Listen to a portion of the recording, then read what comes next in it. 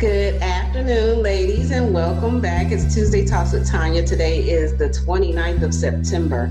I cannot believe that it's almost October. Like this year, even in spite of 2020, it's gone so fast. Like 1 minute is March and we're talking about COVID, and now here it is, almost the end of the year, and I'm like, where did all the months go? But Lynn, just for your information, Tuesday Talks with Tonia, I started this about 4.5 years ago. And it started out just as a platform for women to come together to talk about just life. Like we deal with issues, we deal with children, we deal with marriages, we deal with work, we deal with stress, we deal with all these things. And so moving to Augusta 21 years ago, actually this year, I didn't have that kind of girlfriend connection. And Augusta was so, to me, disjointed. You know, you had cliques of people and I wasn't used to that. And so I decided I wanted to have something positive for women to come to be able to express themselves, be open, be honest, be transparent without feeling like they're judged or, you know, like people are going to talk about them. And so started just a group kind of women coming together every other Tuesday. We have certain topics we talk about. And then it just kind of grew from there. And so about 1.5 years ago, a friend of mine who's actually in radio and television and all that, and he said, and it's a guy, and I didn't even know he knew about Tuesday Talks because it was for women. So he comes and says, hey, you know, you should do a podcast. I was like, I don't know anything about podcasting. So he said, well, I'll help you. I said, as long as you manage it and, you know, I can continue doing my platform, then I'm fine with it. And so he was like, absolutely. So we transitioned to a podcast, and I guess kind of good thing because now we're not able to meet in person, really. I mean, we probably could, but a lot of people are still, you know, not sure about meeting in person, which I understand. And so this has been a great transition into where we are from a community standpoint and COVID. So we're able to meet every other Tuesday, 6:30 to 7:30.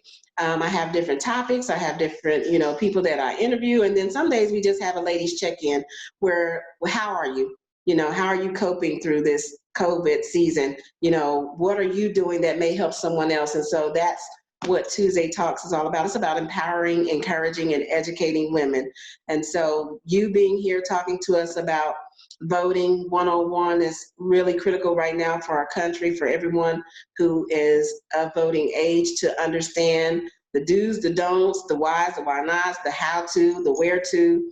So that's why we have Miss Lynn Bailey, who is the director of the Augusta-Richmond County. I have to say it like that, the Augusta-Richmond County office. And so Lynn, tell us about yourself and your job and what you do, and we'll go from there. Sure. Well, first of all, thank you for inviting me to be with you all tonight. And you know, you mentioned earlier there are a lot of questions and things surrounding this election, and you are spot on with that. Everything is so different than what we're accustomed to, particularly with the number of absentee ballots that we're sending out by mail. Growing by 3,000 or 4,000% over what we would normally send out. And so now what we have is, at least, you know, I think before it's all over with, well more than half of the people that will vote in this election will be voting absentee ballot by mail. But there are things to know about that that we can talk about later that are important. And with so many people availing themselves of this option, it's very timely. So I appreciate the opportunity to do that. Absolutely. I was appointed as the elections director here in Augusta-Richmond County in 1993. So this would be my 8th presidential election that I have directly administered. Wow. So you know, it's not my first time doing the presidential election, and I will say, presidential elections are different from any other type of election by far that we have. And I would even say that presidential elections themselves as standalone elections are different from each other. They have their own different personalities. The first few presidential elections that I worked, you know, other than the pace of work, they seemed similar in nature. And then we had the election in 2008, which was the first time that President Obama was elected. And that year was really a game changer in so many ways. It was the first year that advanced voting really took off. So At that point, we had 45 days of advance voting available. Wow. And what we saw with that election is starting on about day 40 before the election, people began to arrive to vote. And when I say they arrived, I mean there were lines from the onset almost. People were waiting in line 30 or 45 minutes to get in to vote. And as we got closer to the election, we saw the numbers of people coming in to early vote grow and grow and grow to the point that as we got maybe 3 weeks out from the election, we had a couple of citizens who actually passed out in our hallway because that's where we queued them up. They were in the hallway outside of our door, and there were so many people in that hallway, which is not meant to be a holding area. Right. It was, how it is in Georgia, and it can be as hot as you want it to be. Yeah. And so once that happened, we began forming the line outside the front of the municipal building, and we would let 20 people in at the time. So we had somebody on those steps out front of the municipal building for 3 solid weeks, letting in small groups of people. And, as time went on, we got closer. People were in line for an hour, 2 hours. They really didn't even care. They were just so eager to get in and have their ballot. So that was a game changer in that, advanced voting really, really took off that year. And it was right after that we began to open up the additional sites around the county to relieve some of the pressure that we saw downtown. And then, moving on from there, 2016 also had a very distinct personality. One thing I noticed about 2016 is the people were just angry. Yeah. They were frustrated and angry. Yeah. And we saw that a lot in our office here in Richmond County. And then this election this year, I don't even have adequate words to describe it. It's been so bizarre in so many ways, what with all the voting and things. So it has been an interesting ride over these 27 years. I can certainly say that. I can only imagine. And like you said, just to transition each presidential election, and then you have to deal with the local elections too. So all of your local races, you're dealing with all of those on top of presidential elections. So I can only imagine the craziness that you have to deal with when those things happen simultaneously. But it is crazy, but I find the work extraordinarily rewarding too, because just like what we're seeing with the absentee ballots now, and especially with Georgia's new voting system, what I saw as I watched people come in during early voting to use the new voting system, you would see people walk into the polls and they would have this look of worry on their face because they didn't know what to expect when they got in front of the voting machine. Would they be able to use it? Were they going to have issues? How was it going to work? And so, to help usher people through perceived obstacles like that. And then, you see it on their face when they realize, oh, that's all there is to it. Oh, okay. Well, that's good. So that, you get a lot of self-satisfaction out of doing this kind of work too. It's exhausting, but I can imagine. So, and that's one of the things I do want to talk about too. When you think about this whole voting process in Georgia and probably across the country, where they've either changed or shut down certain polling locations, my biggest concern, I think more so for anybody else, is the seniors. Seniors like to vote. Seniors are committed to voting, but sometimes the barriers that they have to vote don't allow them to vote. So is there any thoughts or mechanisms to help those seniors? So for instance, what if they can't get to the polling location that they've been reassigned to, or what if they can't read? Because some of them can't, they always have to have somebody with them. So the obstacles that seniors face are quite different than what, the majority of us who do go out and vote. What are some answers that we can do to help seniors? Well, as far as the transportation comes up, there's not a whole lot we can do about that. When we do change a polling place, we notify everyone and just hope for the best. We post notices at the old place and route people to the new place and those type things. But transportation to the polls in big elections is a problem, not just for seniors, but there are other people, that have transportation issues as well. So I don't mean to sound harsh when I say this, but getting to the polls is that falls to the voters to work that out for themselves. Now, once they get there, for people who are 75 or older or disabled, if they come to vote between the hours of 9:30 and 4:30, if they ask, they can go to the front of the line. And so that's a helpful thing. If you're over 65 or disabled, you can apply for an absentee ballot one time at the first part of the year and have that ballot mailed to you for every election with that one application. So that's also a thing. Okay. And lastly, Georgia has quite liberal laws when it comes to who can assist people in the voting booth. And so if you can't read, there are options. You can use an audio ballot to vote your ballot, or you can vote completely independently if that's what you want to do, or you can have any one of your choosing. They don't have to be a particular age. They don't have to be a registered voter. They don't have to be a citizen of the United States. And there are no requirements around it other than the person assisting you can't be your employer or an agent of your labor union. And that is for obvious reasons, because you don't want anyone to feel like they're going to lose their job if they're being intimidated to vote, a certain way. So all those things are in place, and we do our best. And the last thing I'll say too, for people who vote in person, for us senior citizens, and I'm knocking on the door of it as I wear my bifocals tonight. When you step into the voting booth, if you can't see the print very well, with these new electronic machines, there's a very visible button right on the front screen that you just tap that'll make the print larger for you too. So that's a help as well. Yeah, and those are good things to do, and they are helpful. And I think really it's about educating our voters and educating our community to help those that are in that position, so that we have an answer for them. Hey, we have these options for you. I know it's a little bit difficult, or I know it's a little bit out of the way, but we have these steps in place to help and assist you. Can you talk to us about early voting? When does that start? Early voting starts on October the 12th. This year we're doing something a little bit different.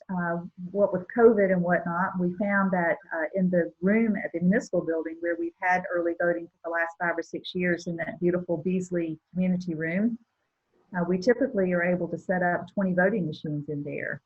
But the days of us standing hip to hip as we cast our ballot, it's just not the world we're in right now.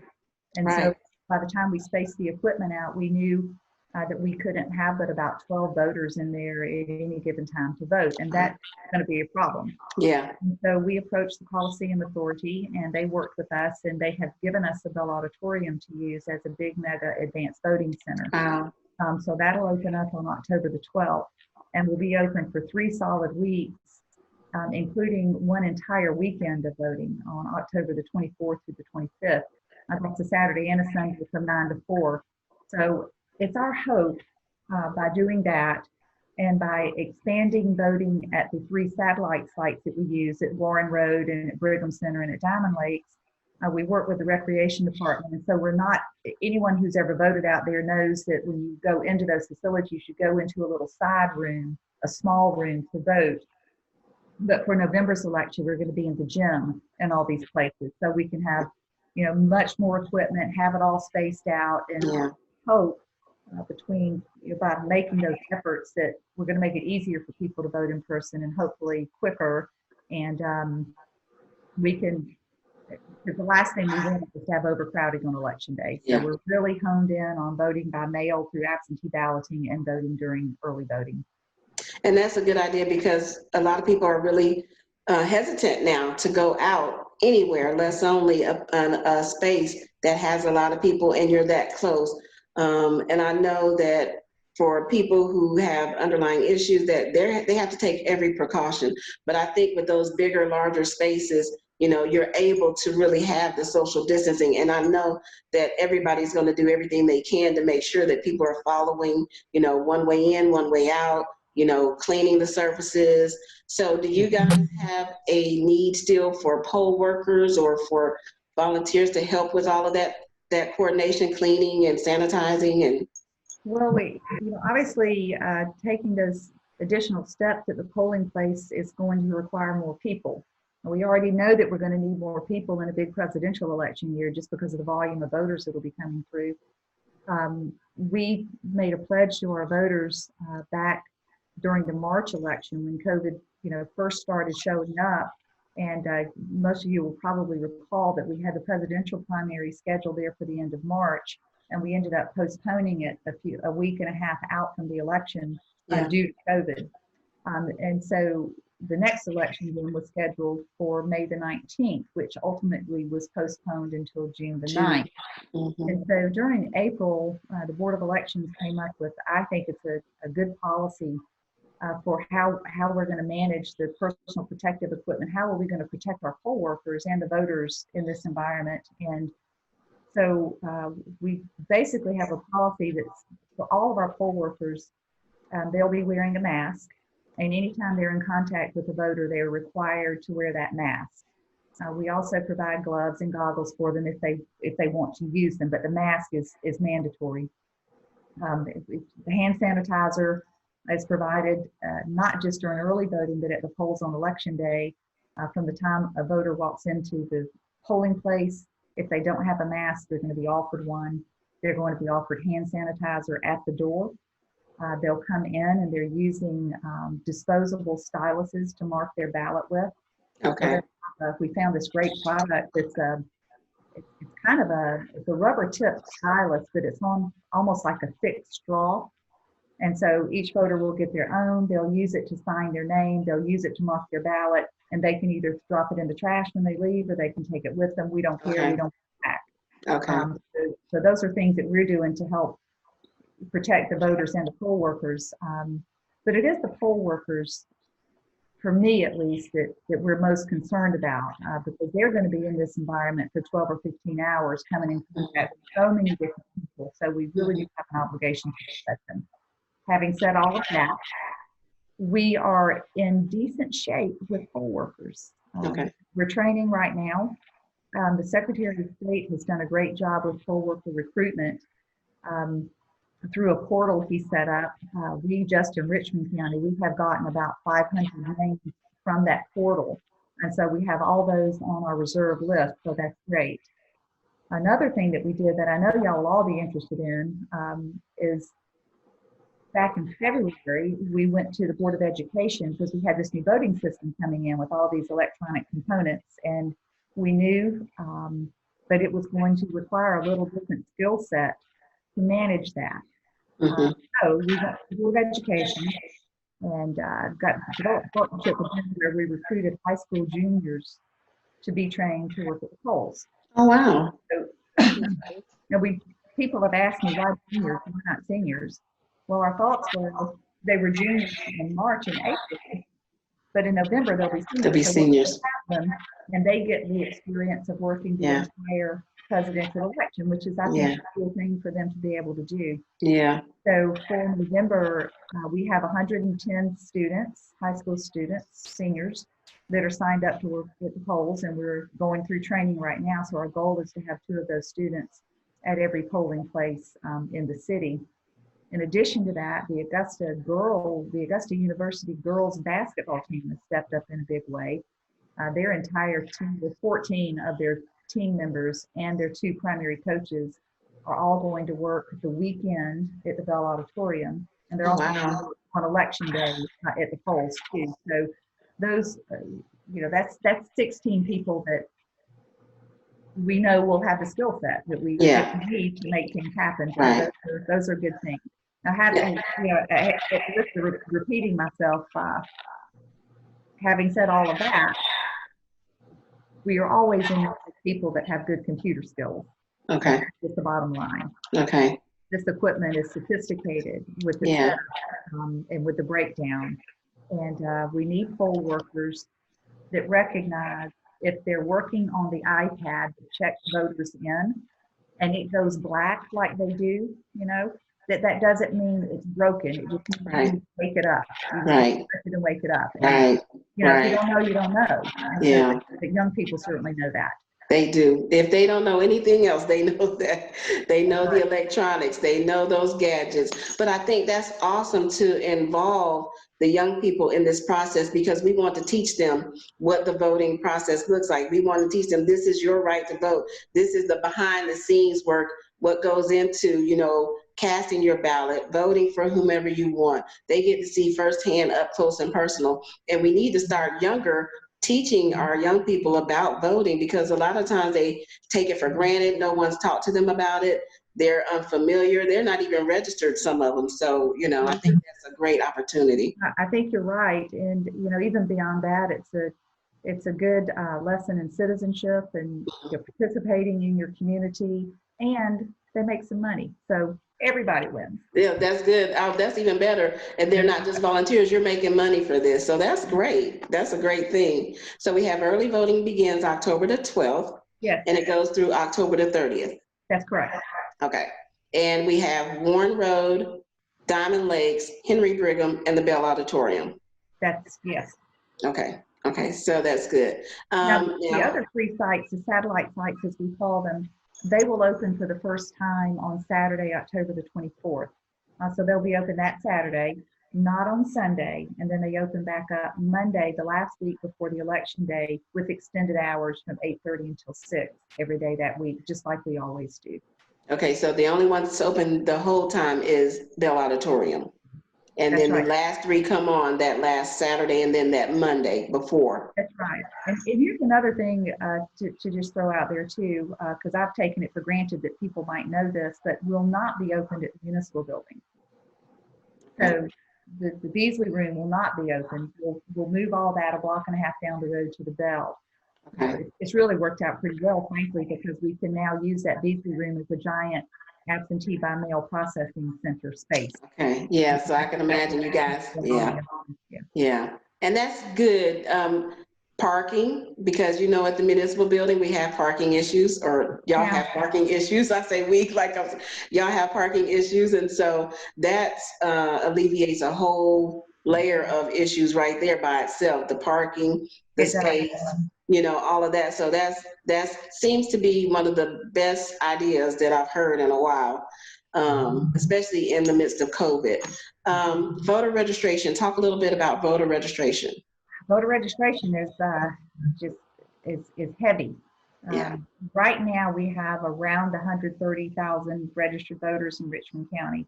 And if you don't know some background on that, it may not mean much, but I will tell you that in the presidential election in 2016, we had around 115,000 registered voters.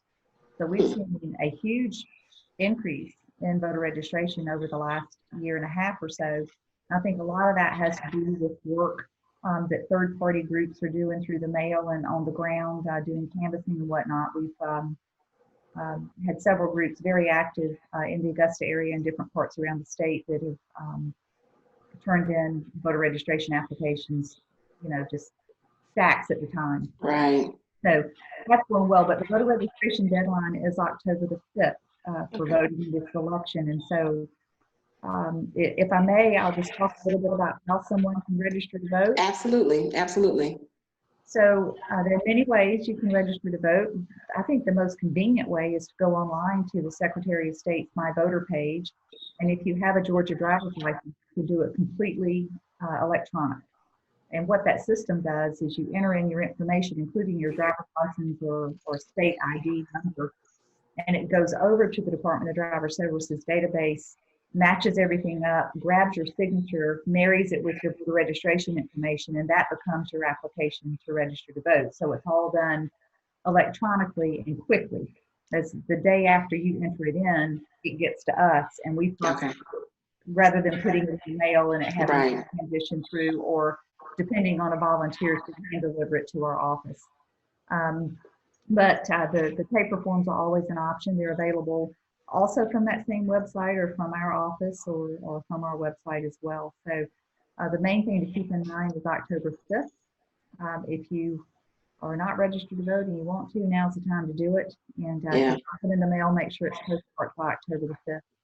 Okay, that's good news to know. I mean, it's a short time coming up, but like you said, I've seen a lot of groups out. I went Saturday to Stars and Stripes, took my godson, and they had a table set up outside asking everybody that came in, are you registered to vote? If you're not, would you like to be registered? This is an important time for everybody to be a part of this voting process. So I saw them on different corners on Wrightsboro Road. So it is a big push to get people registered by October the 5th. So that's a good thing.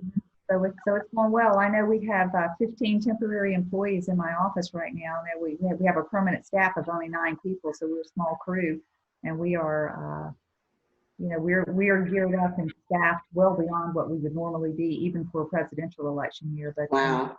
But when you add the extra voter registration and coupled with the absentee mail that are going out and are now coming back in, there's a lot to be done. Yeah, I can only imagine. That's a lot of paperwork, a lot of reading, a lot of checking, a lot of verifying. And you know what? It strikes me. And so for those of you who don't know, when I worked in the city, I would go down to Lynn's office for just different things.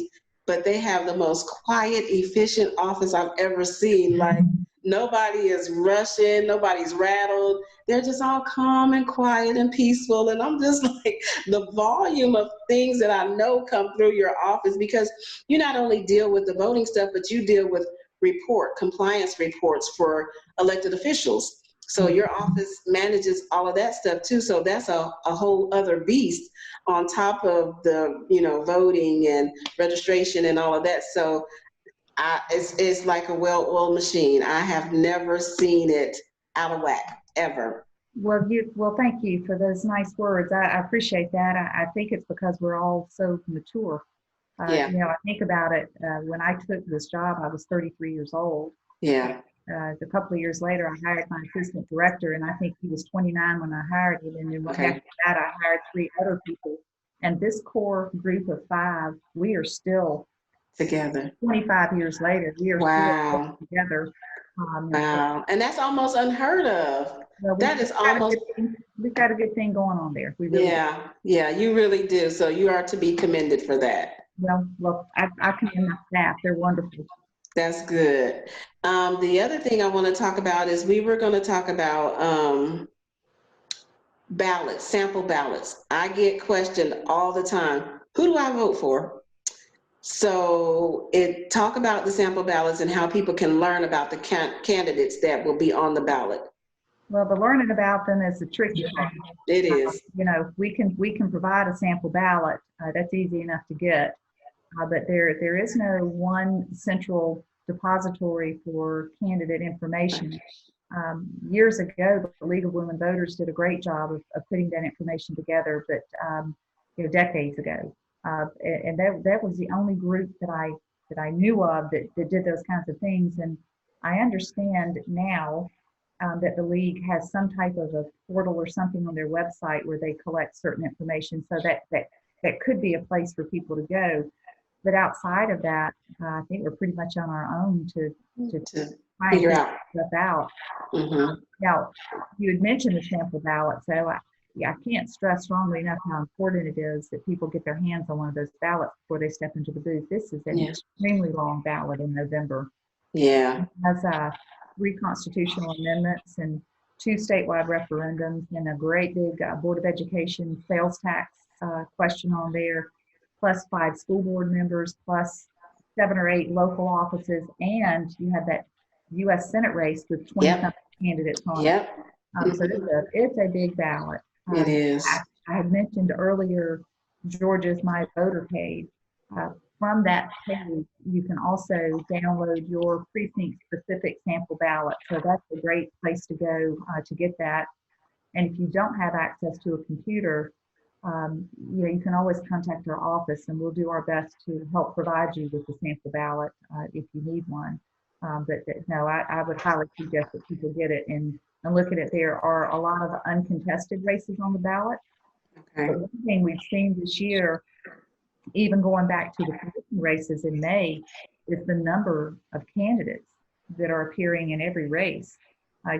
Most of you will recall, if you vote here in Richmond County, that with the Augusta Commission races in May, there were 3, 4, 5 candidates in nearly every race that was on the ballot. And we have the same thing with the Board of Education in November. Every race has 3 candidates in it. Wow. And so a lot of people interested in running for office right now. A lot of people. Yeah. And it's good, because that's what democracy is about. You have options, you have people that want to run and represent, but it's up to us, the voter, to do our due diligence to say, okay, I've vetted this person, I've vetted that person, because it's not always an easy answer. You want to make sure you get the right candidate for these positions. I know as individually, this is me personally, I get so aggravated with people not taking the time to learn about who's running in their community, because it affects you.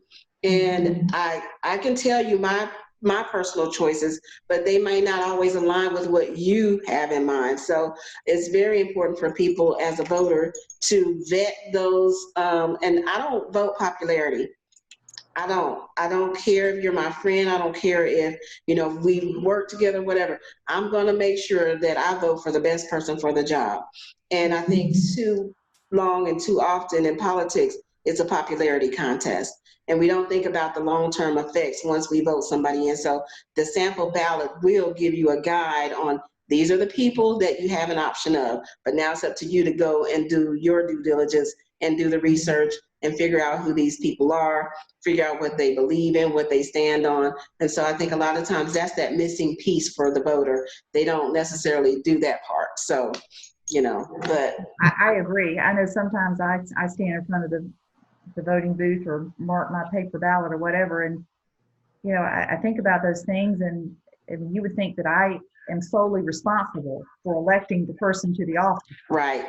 That's how you feel. That's how you feel. You're like, oh no, I just voted somebody in that I have no idea who it is. Or, if this turns out to be a mess, it's my fault because I voted and didn't think or didn't, check. So, that's very, very important. How do people know if they are registered? So maybe they say, I was registered, I'm not really sure if I'm still registered, or maybe something happened, I moved. How do people find out that information? Sure, we get that question a lot. It's simple. They can look it up at that, going back to my voter page. You can look yourself up there. So is it called My Voter? Is it My Voter? It's called My MVP, My Voter page. So if you go, you can just Google that, the Georgia My Voter page, and it'll provide a link to you to go to. And once you sign into that website, I've mentioned the sample ballots, but you can also find out if you're registered to vote. You can find out where your polling place is, get driving directions to it, find out all about advanced voting, where it's going to be and the hours it's going to be. So it's just a wealth of information out there. But if you don't have a computer or you don't have easy access to one, just call our office. We'll look it up for you. We don't mind a bit. We do it all day long. Yeah. And what's the number to the office that they can call? I'm putting all this in the chat. Okay. So it's 706-821-2340. Okay. And that website is MVP, my voter page, MVP.sos, Secretary of State, .ga.gov. So MVPSOS.ga.gov. Yes, and there's a dot between MVP and SOS as well. Okay, MVP.sos.ga.gov. That's it. Okay. Yeah, so that's a great thing, and it's important.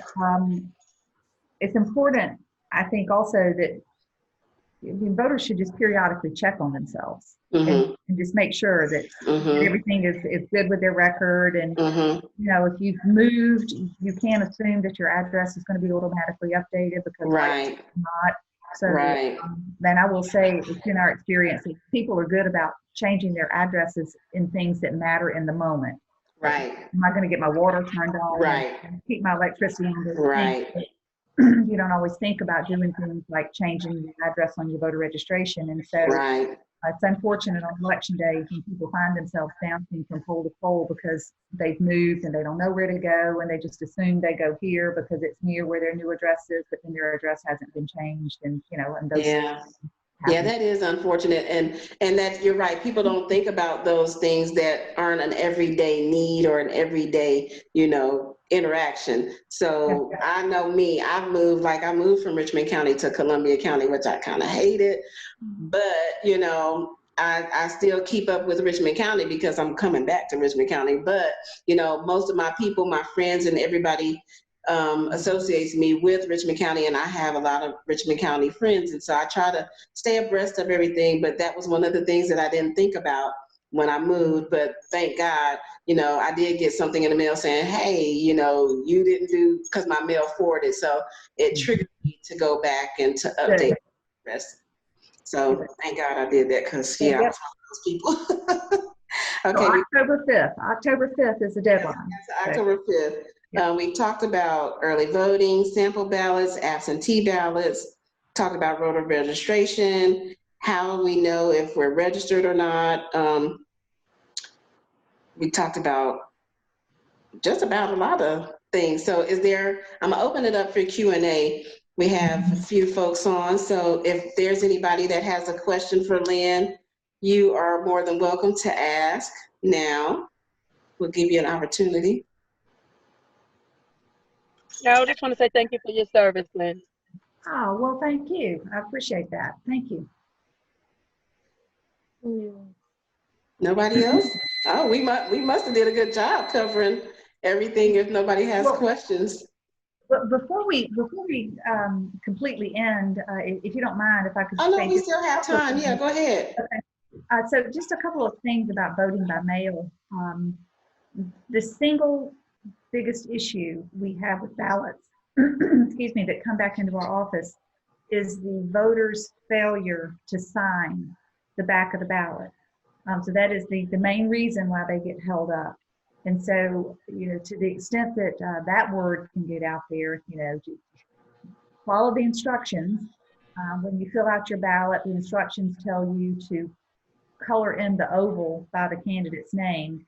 Don't put a check mark. Don't put an X. Don't mark through who you don't want or circle everything that you do. Just color in the bubble on the side, and sign your ballot, and then get it back to us by the deadline. So those are, you know, big important things to remember. And also, if you don't want to put a stamp on it, or you're not comfortable dropping it off in the mail, be sure and use one of our absentee ballot drop boxes that we have around the city. We have 4 right now. They are at the 3 advanced voting sites and also at the municipal building. And I'm very glad to say that we have a 5th one that's coming in. It should be here Friday, and we're going to have that one installed in South Augusta at the service center where the utilities and tag office. Peach Orchard Road. At Peach Orchard and Rozier Road. So that one will be going in within the next week or so. Okay. And those boxes are secure. They're permanently affixed to the ground. We're required to have video surveillance on them 24/7, and we're also required to empty them on a regular basis. So it's a very secure way to get your ballot to us. One thing that's been kind of cool the last week or so, we've seen so many voters come in our office who have chosen to bring their ballot and give it directly to us. Yeah. That's been a fun thing to see, because when they give us their ballot, we give them a sticker, and I have voted sticker, so they really feel like they have voted. You know, they've had that kind of experience of doing something proactive on their end and getting the sticker when they leave. So that's been a fun thing to be part of. Yeah, and that's the piece about the secured boxes, because that's a concern for people across the country right now. Will the ballots be stolen? Will they be left like they're portraying in the mail, bags and bags of ballots being left in, you know, post office and stuff? And that's not you guys' fault, but those are concerns that people are having across the country, worried that their vote is going to be sitting somewhere and it's not going to be counted. Yeah, one thing I will say about the state of Georgia, you know, we've been often criticized over the last few years in particular with voter suppression and overbearing rules and things like that. But I will say, in my opinion, I think Georgia has some really good practices in place that help ensure, especially, that the absentee ballots by mail are secure. You know, there are some states that require witnesses. We've had a lot of people in the last year or so that have come in questioning the witnessing. Georgia doesn't require that, but you do at least have to sign the back of it. Okay. But every application that comes into us for a ballot is vetted, and the signature is compared to make sure that everything's on the up and up, and nobody's trying to cheat you out of your ballot. Right. And then if it passes that test, then we send the ballot out, and then when the voted ballot comes back again with the signature verification and whatnot. So we're looking out for your vote and making sure your neighbor's not grabbing it out of your mailbox, voting it, and signing your name and sending it back in. So those things, while sometimes they may appear a little overbearing, they're there for good and valid. For protection. In the big Right. And that's a good thing to hear, that sometimes it could be skewed a different way. And so to hear from somebody who works with this every day, it's good to hear from that perspective. So thank you. You're welcome. Does anybody else have any questions or concerns or suggestions or anything that they want to share with Lynn? I have a question. I'm sorry. Vontice? Yes, I have a question. Okay, the ones that don't have like a Georgia ID or Georgia driver's license that may want to register to vote, is there any other type of form or ID or some that they may be able to use in order to register to vote? Well, there are a couple of things you should know about that. The driver's license or ID, Georgia ID card, is only required if you use the online portal to register to vote. You can register to vote by filling out a form anytime without showing any ID in the state of Georgia. Yeah. And so in Georgia, we don't get identification on the front end of the process. And as you know, if you vote in Georgia, you show your photo ID when you go to the polls to vote on election day. And so the voter registration end of it is really quite easy and made more convenient if you do have a driver's license or a Georgia ID card, because you can then avail yourselves of the online application. Okay, thank you. You're welcome. I have a question. Yes, you was say that for the ballot, if they cross it or if they circle it, that means that if they cross it or have a circle or even like just put like a line under the name they want, this vote won't be counted? Well, when we count the ballots, we run them through a machine that reads the votes. And that machine is programmed to look at the ovals beside the person's name. Okay. So the way it works is, if the oval, let's say that a person does make a check mark on there and a portion of the check mark goes to the oval, chances are the machine will kick it out and say, yeah, we're not sure about this ballot. You need to look at this ballot and see. But if someone doesn't hit that oval at all beside the candidate's name, chances are it will not be counted at all. So that's why we really go, some might say overboard almost, with the instructions that are inside there, telling people, do this and please be aware of this. And, so the voters are responsible for making sure that they properly mark their ballot.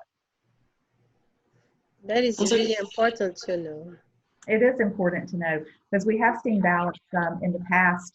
The machine will kick out ballots for review under certain circumstances. And what we've seen most of the time is a person that, as I said earlier, they will either put a check or an X mark there, or a lot of people, not a lot, but we've seen it some, where they'll scratch through, sometimes vigorously, the person they don't want to vote for, or they'll circle the whole name of the person they do want to vote for. So, but with 100,000 ballots being cast just in Richmond County, it would be impossible to count them all by hand. So we have to depend on the machines to do that for us. And so that's the voter's job, to do their part to make sure their ballots are marked correctly. Okay. And I think that's a good educational piece too. A lot of times people may feel like, is my vote being counted? But you're making sure you're doing your part. Like, we have a part, we have to follow instructions, we have to do it the way it says. You really do. And sometimes we want to take shortcuts, and we want to do it the way we want to do it. But you can't when there's a machine that votes, and a machine can't see a circle, a machine can't see a check mark. It has to be this oval because that's what it's looking for. That's right. So we'll make sure that when we talk to people, we'll inform them, hey, make sure you fill out your ballot correctly. Here's one more thing you can tell them too. In the U.S. Senate race, with those 20 candidates in there, just this week, I personally have been witness to probably 15 people that have come in the office who have spoiled their ballot because they inadvertently voted for more than one person in that long slew of candidates. They didn't know they were only supposed to, they didn't get the directions that they were, and they marked more than one, realized it, and then, once you mess it up like that, you can't erase them or you can't do the mark-throughs and stuff. So then it requires spoiling the ballot and getting the replacement ballot. But they are able to get a replacement ballot. Oh yeah, sure. You turn in the one that's messed up, and we'll send you another one, no problem. Okay, that's good to know as well. Okay. Go ahead. Well, I was just gonna say, I'm so full of information. I can't talk keep sharing. We have time. Keep sharing. But these are things that people need to know. As far as people, so we've sent out all these thousands and thousands of absentee ballots by mail. 30,000 today. There will be many people who have received that ballot who are going to change their mind and decide they want to go to the polls, and that's okay. But if voters do that, it's imperative that they take their ballot that we sent them through the mail with them to the polling place. And by doing that, they're going to exchange votes, because you only get one vote, right? Right, so right. If you send the ballot to you by mail, we need to know about that ballot before we can put it in the voting booth, because you only get the one vote. And so for those people who come to the polls and don't bring that ballot with them, they're going to have to step aside, and then you're going to have to they'll have to call our office to try and get it resolved for them. And if they can't get through to our office, then the voter will have to vote a provisional ballot. So it's going to take them longer to remedy that if they don't do it ahead of election day, or either bring that ballot with them. So that's a really important thing to know. We are trying to mitigate that by setting up a 8-person phone bank within our office, a call center with a phone number that's specific for poll managers to call who have voters in who have spoiled ballots. So that those people will be dedicated to that one thing. And we feel like we're going to need it. Now, with the absentee ballot, so people, you don't send them to everybody, they have to be requested. Yes, just have to ask for them. Okay. So you have a percentage of people that request them, but in the event you change your mind and want to vote in person, you need to bring that with you so that you can kind of transfer that. So, because you only have one vote. The voters will be glad that they did, because with the volume of people that are going to vote in November, you just have to imagine it. In my mind's eye, I see a scenario where a person comes in with their ballot, or worse than that, they come in without their ballot. Right. Phone calls are made to our office. It takes 5 or 10 minutes to get through, and what happens is it slows that voter down. But what does it do to everyone who's in line behind them? So it's just going to compound itself when those things happen. So you need to be smart about voting.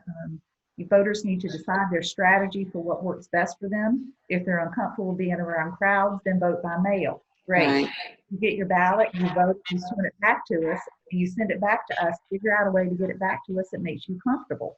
Are you okay putting a stamp on it and put it in the mail? Then do that. Right. If you'd rather use the drop box, do that. Or if you'd rather bring it to us, do that. But figure out your plan, follow it through, and make sure your ballot gets cast.